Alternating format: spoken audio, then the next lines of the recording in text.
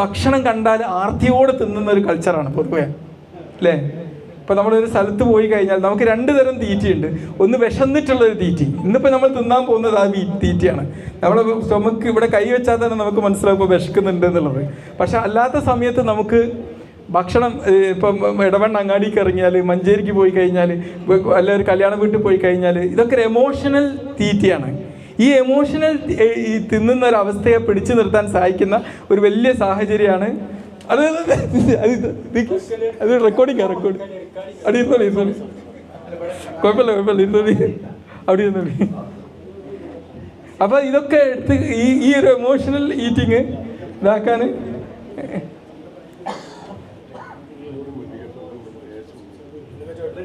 അത് ഓക്കെ. അപ്പം നമുക്കൊരു കാര്യം ചെയ്യാം. ഈ ഒരു ഞാൻ പറഞ്ഞല്ലോ, ഇനി അങ്ങോട്ട് നമുക്ക് ഭക്ഷണം കണ്ടാൽ ഈ അച്ചടക്കം, ഇപ്പം ഇവിടെ ഒരു പ്ലേറ്റ് മുഴുവനും വലിയ ബിരിയാണി കൊണ്ടുവച്ചാൽ നമ്മൾ തിന്നാതെ നിൽക്കല്ലോ. ഈ ഒരു അച്ചടക്കം ഈ നോമ്പ് കഴിഞ്ഞ് പുലർത്താൻ കഴിഞ്ഞാൽ നമുക്ക് വലിയ പ്രശ്നങ്ങളൊന്നും ഉണ്ടാവില്ല, ഈ പറഞ്ഞ പ്രശ്നങ്ങളൊന്നും ഉണ്ടാവില്ല. അപ്പം അതിന് വേണ്ടിയിട്ട് നമുക്കൊരു നമ്മളെ പ്രശസ്ത സൈക്കോളജി ട്രെയിനറൊക്കെ ഉണ്ട്. അതിന് വേണ്ടിയിട്ട് ഇപ്പം നമ്മൾ പ്രവാചകൻ പറഞ്ഞ ഭക്ഷണ രീതി എങ്ങനെയാണ്?